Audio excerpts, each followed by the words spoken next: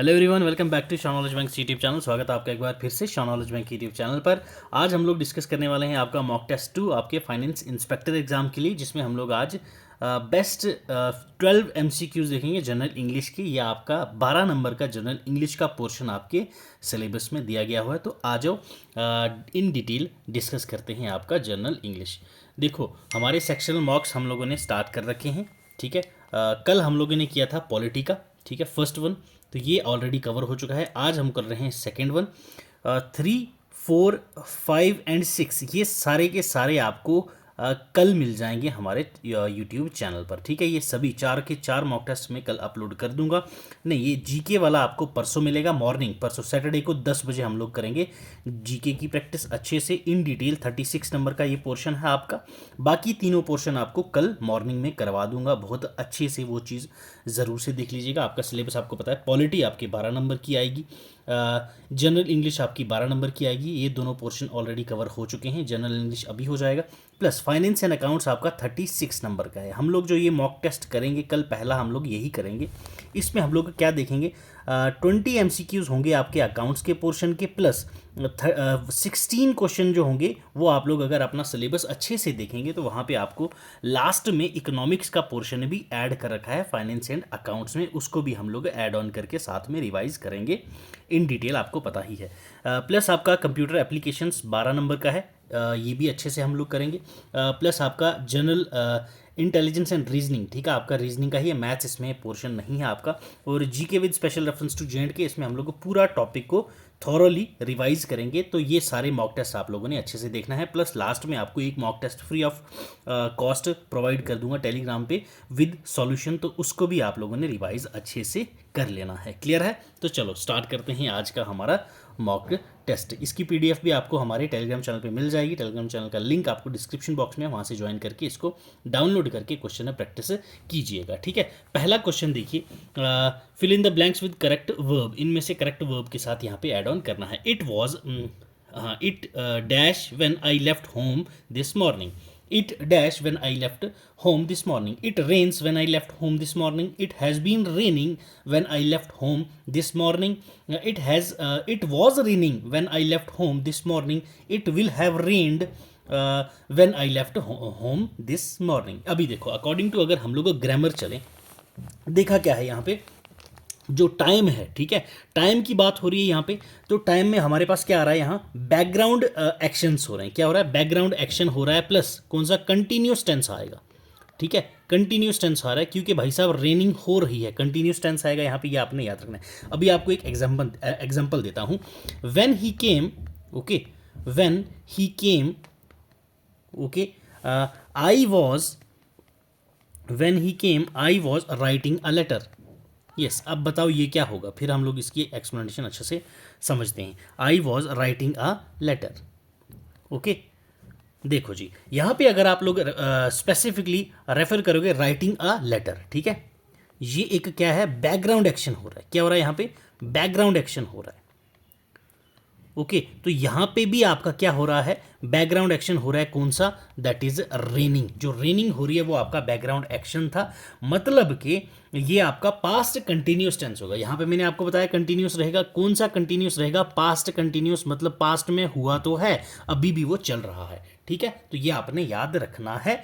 अब यहाँ पे अगर देखिए हम लोग क्लियर, इट रेन्स, ठीक है, तो इट रेन्स तो नहीं होने वाला आपका। यहाँ पे मैंने अभी बताया आपको क्या है, जब उसने घर छोड़ा तो वो हो रहा था, अभी भी हो रही है। When I left home this morning, इसी सुबह की बात हो रही है। When it was raining, okay, आपका थर्ड वन हो जाएगा correct answer, it was raining. Additional information आपने याद रखनी है, दिस मॉर्निंग होगा। अगर दिस मॉर्निंग होगा, याद रखना, ये यहाँ पे जहाँ आपको ये दिख रहा है दिस मॉर्निंग, तो ये आपका रेफर करेगा हमेशा पास्ट। क्लियर? ये आपने याद रखना है। दिस वीकेंड अगर ये आएगा तो वो रेफर करेगा आपका फ्यूचर, ठीक है, ये भी आपने याद रखना है। दिस वीकेंड अगर होगा आपके सेंटेंस के लास्ट में, तो वो आपका क्या रेफर करेगा, आपको फ्यूचर को रेफर करेगा। क्लियर? फ्यूचर को कौन रेफर करेगा? दिस वीकेंड होगा। तो अगर दिस वीक होगा तो सर, दिस वीक अगर हुआ तो सर क्या आएगा, दिस वीक हुआ तो वो आपका प्रेजेंट की बात कर रहा है। क्लियर है? ये तीनों चीज़ें आपने याद रखनी है, प्रेजेंट, फ्यूचर और पास्ट के रिलेटेड है, ठीक है? चलो अब चलते हैं अगले सवाल की और नेक्स्ट क्वेश्चन देखिए क्या कहा गया आपसे भाई। ही dash by this time tomorrow. Yes, क्या होगा यहाँ पे? देखो भाई, by the time, okay, by the time या फिर बाई दिस टाइम, ये जो आपको दिख रहा है ये क्या है? एक फ्रेज है, ओके, ये क्या है? एक फ्रेज है जो हमें शो करता है क्या? एक डेडलाइन किसकी? या फ्यूचर की या फिर पास्ट की। क्लियर है भाई? याद रखना, ये एक फ्रेज है जो आपको एक डेडलाइन बताएगा, किसका? या फ्यूचर का या फिर हमारे पास किसका? पास्ट का। तो यहाँ पे क्या हो रहा है भाई? बाई दिस टाइम टुमारो, तो ये टुमारो की बात हुई है तो किसकी बात होगी? यहाँ पे फ्यूचर की बात होगी। क्लियर? फ्रेज है, मैंने अभी बताया बाई दिस टाइम आपका, तो ये हमेशा क्या दिखाएगा आपका? डेडलाइन आपको बताएगा या तो फ्यूचर की, ओके, या तो पास्ट की। तो यहाँ हमें सामने सामने टुमारो दे रखा है तो मतलब ये फ्यूचर की बात करेगा। Would arrive, arrived, will have arrived. Clear? यहाँ पे क्या हो जाएगा? Will have arrived, arrived, he will have arrived by this time tomorrow. ठीक है भाई? क्लियर? ऑप्शन थर्ड हो जाएगा करेक्ट आंसर। क्लियर? चलिए आ जाएं अगले सवाल की ओर। Select the correct indirect narration of the given sentence. Given sentence की आपको नरेशन बतानी है, कौन सी सही है। Yes, Dev said to his mother, okay, Dev said to his mother, don't worry we will soon find a way out of this crisis. हम लोग जल्दी ही रास्ता ढूंढ लेंगे इस क्राइसिस से निकलने का। तो ये इनडायरेक्ट नरेशन को आपने डायरेक्ट करना है। देखिए, Dev assured his mother not to worry as they could soon find a way out of this crisis. अब यहाँ पे देखिए भाई, गिवन सेंटेंस आपके पास क्या दे रखा है? डायरेक्ट स्पीच दे रखी है और इसको आपने चेंज करना है किसमें? इनडायरेक्ट स्पीच में। क्लियर है? अब यहाँ पे हमारे पास सेंटेंस क्या दे रखा है? देव सैड टू हिज मदर। ठीक है, सैड टू जो है वो आपका चेंज हो जाएगा किसमें? टोल्ड में। ठीक है, सैड टू हो जाएगा आपका चेंज किसमें भाई? टोल्ड में। क्लियर है? पहला तो ऑप्शन होने से रहा। क्लियर है? अब यहाँ पे देखो, टोल्ड सिर्फ एक में ही है, सैड टू, यहीं पे आपका आंसर आपको मिल गया था भाई। सैड टू आपका चेंज हो जाएगा किसमें? टोल्ड में। और कॉमास और इन्वर्टेड कॉमास वो जो हैं रिमूव हो जाएंगे किससे? आपको पता ही है किससे रिमूव होते हैं भाई? That is don't worry say. Clear है? डोंट वरी से आपका सिंपली ये रिमूव हो जाएंगे। That is Dev told his mother not to worry, okay, not to worry as they would soon find a way out of that crisis. ठीक है, out of this का that हो जाता है, आपको पता है। तो ये इतना ईजी सा क्वेश्चन था, कुछ भी इसमें एडिशनल नहीं था, तो कुछ ऑप्शन सेकंड हो जाएगा आपका करेक्ट आंसर। चलिए आ जाए अगले सवाल पे। Fill in the blanks with appropriate option. इनमें से अप्रोप्रिएट ऑप्शन से आपको ब्लैंक फिल करना है। He said he dash reconsiders his decision. Yes, he said he reconsidered his decision. He may reconsider, he might reconsider, he can reconsider, he could reconsider. Yes, देखो भाई, he said he dash reconsider. Reconsider हम लोग कब करते हैं? जब हमें क्या होता है, कुछ चीज़ श्योर नहीं होती, श्योर शॉर्ट नहीं होती है, बोले चलो भाई फिर से देखेंगे एक बार यार।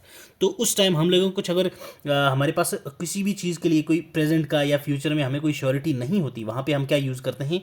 माइट यूज़ करते हैं। ठीक है, ऑप्शन सेकंड हो जाएगा करेक्ट आंसर। वहाँ पे हम लोग माइट यूज़ करते हैं, ये आपने याद रखना है। मे जो है ये आपका यूज़ होता है किसके लिए? परमिशन के लिए, ओके, परमिशन। क्लियर है? याद रखना है आपने, मे आपका यूज़ होगा परमिशन के लिए। और कैन एंड कुड, यहाँ पे अगर कैन और कुड की बात करूँ, ये आपका डिफरेंटली इंडिकेट करते हैं पॉसिबिलिटी को। ये दोनों जो हैं आपके पॉसिबिलिटी को इंडिकेट करते हैं ये आपके। क्लियर? ठीक है, पॉसिबिलिटी आ गई, एबिलिटी आ गई, परमिशन आ गई, रिक्वेस्ट हो गई, आपकी सुजेशन हो गई, ओके, सुजेशन हो गई, ये सभी कौन करता है? Can and could. यहाँ पे आपका आएगा correct might. Okay, option second हो जाएगा आपका करेक्ट आंसर भाई। चलिए नेक्स्ट आ जाओ। चूज अप्रोप्रिएट आर्टिकल्स और द गिवन सेंटेंस। ठीक है, फॉर द गिवन सेंटेंस, यहाँ पे आपको आर्टिकल्स दिए गए हैं, आपको यहाँ पे क्या बताने हैं भाई साहब? कौन सा आर्टिकल यहाँ पे इस सेंटेंस में आने वाला है? In order to perform well studying dash and और before dash exam is not advisable. ठीक है, अब इन्होंने क्या बोला है भाई साहब? अगर आप लोगों ने अच्छा परफॉर्म करना है, ठीक है, स्टडी डैश और before dash exam is not advisable. Clear है भाई। यहां पे आप देखो क्या हो रहा है हमारे पास, और एंड एग्जाम इन दोनों के पहले ही आपको दे रखा है, तो ये क्या है आपके पास, नाउन। ठीक है, नाउन दे रखे हैं, और ये दोनों क्या हैं, क्या ये स्पेसिफिक हैं, क्या ये स्पेसिफिक हैं। यहाँ पे ये आपको अनस्पेसिफाइड नाउन देखने को मिलते हैं। अनस्पेसिफाइड नाउन देखने को मिलते हैं, मतलब स्पेसिफाइड नहीं होते। और अनस्पेसिफाइड नाउन मैंने आपको पहले भी बता रखा है कौन सा होता है, एन एंड ए, ये होता है आपका अनस्पेसिफाइड, और स्पेसिफाइड आपका होता है द। ओके, स्पेसिफाइड नाउन आपका होता है कौन सा, द। क्लियर, ये भी आपने याद रखना है। तो यहाँ पे आपका एन एंड ए में से आना है, ये तो आपको पता चल गया। क्लियर, तो अब यहाँ पे होना क्या चाहिए आपका करेक्ट आंसर। ए हम लोग कब यूज करते हैं, कॉन्सोनेंट साउंड के पहले। ठीक है, वी यूज एन, एन कब यूज करते हैं हम, वॉवल के सामने। और एंड एग्जाम ये आपके वॉवल साउंड हैं। ठीक है, तो यहाँ पे क्या आएगा, एन और and before an exam. Clear है, तो दोनों में आपका एन आएगा, ऑप्शन फर्स्ट हो जाएगा यहाँ पे करेक्ट आंसर। क्लियर, समझ आई। चलो अब चलते हैं अगले सवाल की और। नेक्स्ट क्वेश्चन देखिए क्या बोला गया है, direction in the given sentence a clause is underlined, you need to identify type of clause. यहाँ पे आपको अंडरलाइन में एक सेंटेंस दे रखा है, यहाँ पे आपको बताना है भाई कि कौन सा क्लॉज यहाँ पे यूज किया गया हुआ है। यस, बताइए भाई कौन सा क्लॉज यहाँ दिया गया हुआ है, ये आपने बताना है। क्वेश्चन देखिए, क्वेश्चन आपको दे रखा है, she settled in the town where she was born. Where she was born, ये है आपका मेन मुद्दा, ये इसका आपने बताना है क्लॉज कौन सा है। एडजेक्टिव क्लॉज है, ठीक है, एडवर्ब क्लॉज है, नाउन क्लॉज है, या फिर प्रोनाउन क्लॉज है। यस, बताओ भाई कौन सा क्लॉज आपका यहाँ पे करेक्ट होने वाला है। एडजेक्टिव क्लॉज आपका जो क्या होता है, किस टाइप का होता है, what kind, how many, which one, ये सब आपका जो है एडजेक्टिव क्लॉज आपके सवाल जवाब के उत्तर देता है। ठीक है, ठीक, ये आपने याद रखना है। एडजेक्टिव क्लॉज जो होता है ये आपके सवालों के जवाब देता है, आंसर्स देता है आपके सवालों के। ये आपका कौन सा होता है, एडजेक्टिव क्लॉज। जैसे what kind of, how many, which one, ये सब चीज़ें जो होती हैं वो आपका क्या करता है, एडजेक्टिव क्लॉज आपको बताता है। अब नेक्स्ट आपके पास आ जाता है important one is noun clause. Noun clause क्या है, ये ग्रुप ऑफ वर्ड्स होता है जो कंटेन करता है आपका सब्जेक्ट और प्रीडिकेट करता है उसके ऑन और वर्क, उस नाउन का वर्क। ओके, नाउन का वर्क जो दर्शाता है वो कौन होता है, आपका noun clause.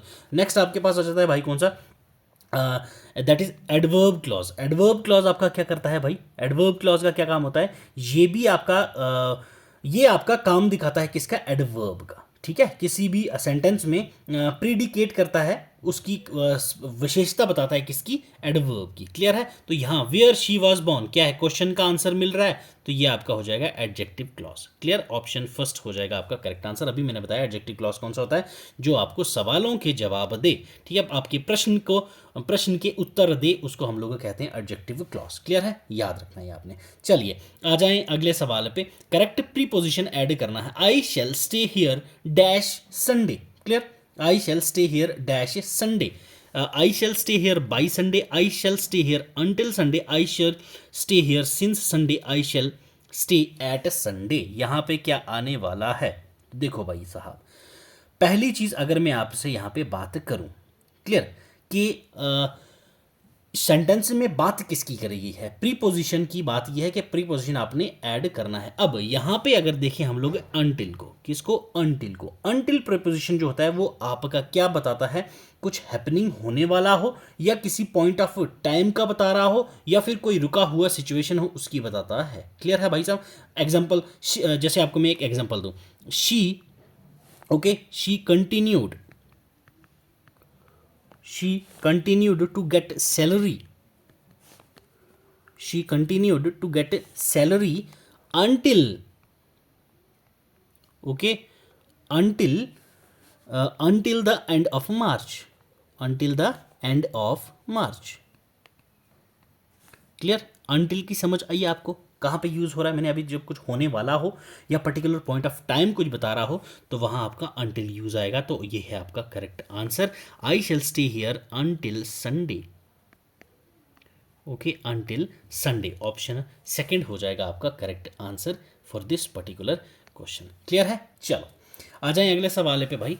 Choose the correct meaning of the underlined idiom and phrases. Idiom and phrases आपको दे रखे हैं, यहाँ पे आपसे बोला गया है कि भाई आपको करेक्ट मीनिंग बताना है। I am forced to play second fiddle. To play second fiddle, ये आपका यहाँ पे ईडियम दे रखा है, इसका मीनिंग आपको बताना है। Yes, to entertain, to fight with, to take an unimportant part, to assume responsibility. I am forced to play second fiddle to a dog for her favours. उसके फेवर के लिए मुझे डॉग के साथ खेलना पड़ा। सेकंड फिडल, ओके, यहाँ क्या मतलब हुआ? किसी और की तुलना में कम महत्वपूर्ण या कम कमजोर स्थिति होना, उसको हम लोग क्या कहते हैं? To play second fiddle. मतलब कि ऐसी सिचुएशन जहां पे आपको अनइम्पॉर्टेंट पार्ट प्ले करना पड़ रहा हो। तो ऑप्शन थर्ड हो जाता है यहाँ पे correct answer for this particular question. Clear? समझ आई? That is to play second fiddle. इसके लिए मतलब वो प्रिपेयर नहीं था, ठीक है, तो फिर भी उसको खेलना पड़ गया, एक और जॉब उसको करनी पड़ गई, और third one is correct one. Clear? चलिए आ जाएं। अगेन आपसे इडियम एंड फ्रेजेस पे पूछा गया है। Jane let the cat out of the bag regarding Mary's surprise party.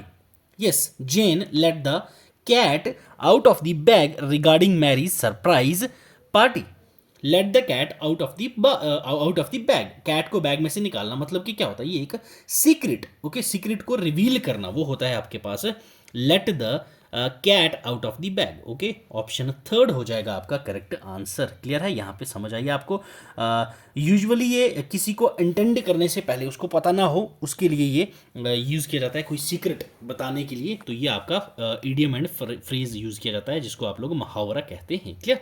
चलिए, choose the word nearest the meaning to the underlined words. Underlined word का nearest meaning आपको बताना है क्या है। He has to encounter many hardships in life. Encounter many hardships in life, encounter का मीनिंग आपसे पूछा गया है, क्या है भाई? He has to encounter many hardships in life. Hardship, yes, hardship encounter मतलब सॉल्व करना, फेस करना, बियर करना, ओवरकम करना। इनकाउंटर मतलब कि फेस करना, ठीक है, याद रखना है आपने। इनकाउंटर का मतलब होता है अनएक्सपेक्टेडली मीट या फिर फेस्ड विद, ठीक है, किसी से अचानक से मिलना या फिर सामना करना, उसको हम लोग बोलते हैं इनकाउंटर। क्लियर? नेक्स्ट आपके पास दिया गया है यहाँ वर्ड सॉल्व। सॉल्व क्या है? यहाँ पे कोई आंसर निकालना या फिर एक्सप्लेनेशन देना किसी चीज़ की, उसको बोलते हैं सॉल्व या सॉल्यूशन। जैसे हम लोगों ने इस क्वेश्चन की सॉल्यूशन निकाली, सेकंड वाला हो जाएगा करेक्ट। ठीक है, नेक्स्ट आपके पास है बियर। बियर क्या चीज़ है भाई? बियर, बियर मतलब कि कैरी करना या फिर कुछ कन्वे करना, उसको हम लोग को बोलते हैं बियर करना। ठीक है, किसी चीज़ को ले जाना या फिर किसी चीज़ को पहुंचाना, उसको बोलते हैं बियर। ठीक है, ओवरकम, ओवरकम मतलब कि डील करना किसी प्रॉब्लम के साथ, उसको आसानी से कामयाब का हो जाना, किसी भी दिक्कत के साथ झूलने में, उसको बोलते हैं ना इसने भाई एंजाइटी को ओवरकम कर दिया, तो ये आपका ओवरकम होता है। ठीक है, सेकंड वर्ड हो जाएगा आपका फेस, करेक्ट हो जाएगा आपका synonym of that is encounter. Clear? चलिए, यहाँ बोला गया आपके अपोजिट मीनिंग किसका? Disdainful look. Okay, she gave him a disdainful look. Opposite meaning आपको बताना है डिसडेनफुल का। Disdainful, disdainful, scornful, respectful, disgusted या पजल्ड। पहली चीज आपको ये पता होनी चाहिए कि डिसडेनफुल का मीनिंग क्या होता है भाई। ठीक है, डिसडेनफुल एक एडजेक्टिव है। क्या है ये एक एडजेक्टिव है। क्लियर? ये आपने याद रखना है, ये एक एडजेक्टिव है जिसका मतलब होता है lack of self respect. Okay, lack of self respect या फिर लैक ऑफ रिस्पेक्ट भी आप इसको बोल सकते हैं। मतलब कि किसी को बेइज्जत तरीके से देखना, किसी की बेइज्जती करना, वो होता है डिसडेनफुल। तो इसका अपोजिट हो जाएगा आपका रिस्पेक्टफुल। क्लियर है? यहाँ पे सीधा सीधा आंसर था आपका रिस्पेक्टफुल। डिसडेनफुल हो गया। स्कॉर्नफुल का मतलब क्या होता है? यस, बताइए। स्कॉर्नफुल, स्कॉर्नफुल भी आपका डिसडेनफुल ही होता है, स्कॉर्नफुल। नेक्स्ट आपके पास डिसगस्टिंग दे रखा है, ये आपका एक नाउन है जिसका मतलब होता है क्या भाई साहब? स्ट्रॉन्ग डिसअप्रूवल, मतलब कि ना मानना, बड़ा मतलब अपने बात पे अड़ जाना कि नहीं माननी है तो नहीं माननी है, that is disgusted. Okay, puzzled क्या होता है? पजल्ड आपको पता होता है कंफ्यूज करना, ठीक है, डिफिकल्ट सिचुएशन या फिर कुछ ना समझ आना, उसको हम बोलते हैं पजल्ड। क्लियर? ऑप्शन बी हो जाएगा आपका correct answer for this particular question. चलिए आ जाएं अगले सवाल पे। नेक्स्ट आपसे पूछा गया है क्या भाई साहब? जम्बल्ड वाला, ठीक है, जम्बल्ड वाला क्वेश्चन है। इस प्रकार का क्वेश्चन आपको एग्जामिनर पक्का पूछता है। 4 सेंटेंस दे रखे हैं, आपने इनको सीक्वेंस में लगाना है। People in a small Chinese town were shocked to see wild elephant wandering in their town. The elephant eventually left the town. Authorities followed the large mammals every moment, but the locals will probably never forget this special visit. Yes, अब आपने बताना है भाई यहाँ पे कौन सा है सही सेंटेंस। पहला कौन सा आएगा, दूसरा कौन सा आएगा, तीसरा कौन सा आएगा, चौथा कौन सा है, और पांचवा, 4 ही हैं यहाँ पे। बताना है आपने कौन सा है करेक्ट आंसर। देखो भाई, पहला तो आपका होने वाला है ए। क्लियर है? People in a small Chinese town were shocked to see wild any elephant wandering in their town. Clear है? ये आपने याद रखना है। उसके बाद अब लोग यहाँ पे टेंशन हो गए, लोगों में जब थोड़ा बहुत शॉक हुए हैं तो किसकी बात होगी इसके बाद? अथॉरिटीज ही होंगे। Authorities followed the large mammals every movement. Clear है? ए के बाद आपका आएगा सी। यहाँ पे अगर देखा जाए ए के बाद सी, तो पहले आपको आंसर मिल गया है, बट हम लोग अभी डिस्कस करते हैं। ठीक है, authorities followed the large mammals every movement. Clear?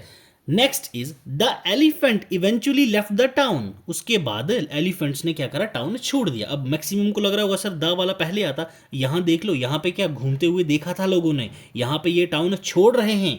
तो छोड़ना और घूमते हुए बाद में देखना, ये आपको यहाँ पे सेंटेंस क्रिएट करना है तो दिमाग लगाना पड़ेगा। ठीक है, मैक्सिमम लोग दा देखते तो बी आपका हो जाता, तो ये थर्ड को टिक करके चल देते आगे।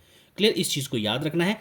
बी हो जाएगा आपका थर्ड वन। और but the locals will probably never forget this special visit. Locals को वो जो स्पेशल विजिट था एलिफेंट्स का वो कभी नहीं भूलेंगे, तो दैट्स वाई आपका हो जाएगा कौन सा करेक्ट आंसर भाई?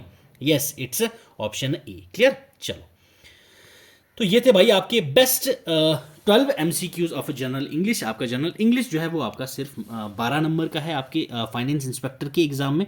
तो नेक्स्ट हम लोग मॉक टेस्ट, जितने भी आपके सेक्शनल हैं वो करने के बाद एक आपका फुल लेंथ मॉक टेस्ट आपको करवाऊंगा फ्री ऑफ कॉस्ट। बेझिझक रहें, बस रिवीजन करते रहें इसी प्रकार से अच्छे से।